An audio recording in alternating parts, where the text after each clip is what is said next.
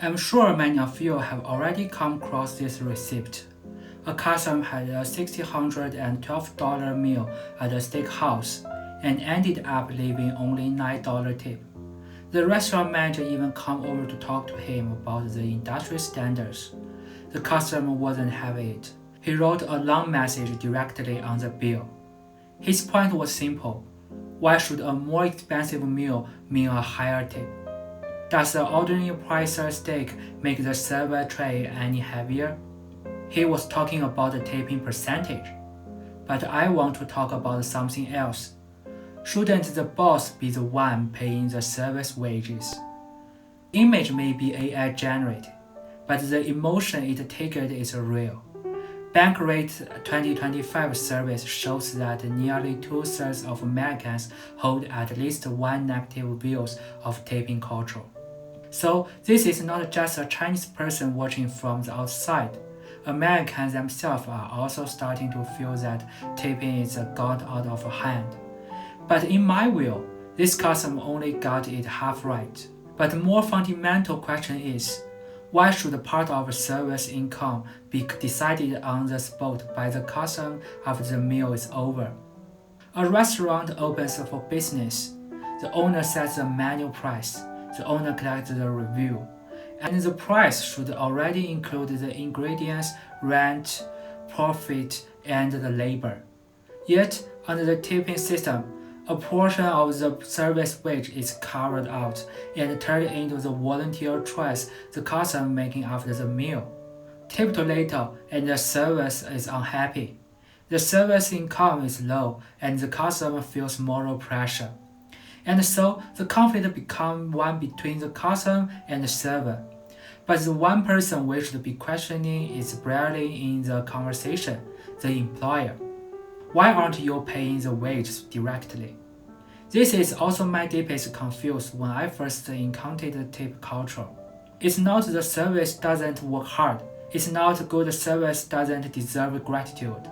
The issue is, gratitude comes from the customer, but the wage should be come from the employer. Servers are workers, not people waiting for the handout from the customers. A worker's wage should be paid by the employer. When customers go to the restaurant, what the menu says is what they should pay. A $30 steak should be $30. If labor cost goes up and the restaurant needs to pay the service an extra $60 per table, then the price the dish at $36. You can raise the price, but don't write the $30 on the menu and then tell me at the checkout. The server works really hard, so maybe you should voluntarily add another $6. The problem isn't whether that the $6 should be paid. The problem is whether it should appear as a price or as a moral pressure. The former one is called the transparent pricing. The latter turns a clear transaction into a moral test. More importantly, in many parts of America, tipping is not just the extra gratitude. It has been embedded into the wage structure. Under the rules, some employers can pay the tip workers as little as $2.3 an hour in cash wage, with the customer tips making up the difference to minimum wage. The point is clear. Tipping stopped being only about the politeness a long time ago. It is a part of the wage structure. So, when people say not tipping is disrespecting the server, maybe we should ask the question in another way around. Why does the employer's failure to pay enough have to be punished by the customer's inconscience? And this is where the system becomes especially clear. The wage the employer underpays ends up turning into the mutual judgment between the customer and the service. The customer feels pressure, the service feels disrespected. So the customer and the service end up making each other uncomfortable. And the employers, the person who created the wage structure, stand quietly in the background.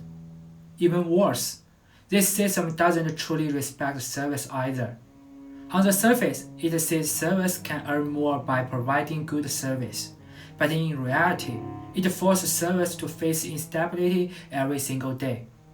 A generous customer today, income gets up to later.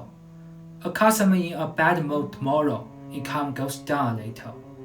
This isn't a reward. This is turning a work's wage into a weather forecast of customer emotions. And this is an elegant trick built into the tip. The customer opens their wallet, the service gives their labor. There are the two people actually paying the cost. But the employer, the one who should have carried the weight bound, keeps their hands clear. The actual value from both sides, from the server by underpaying the labor, from the customer by turning kindness into the obligation. So, in work, gratitude can be voluntary, but the wage should not be.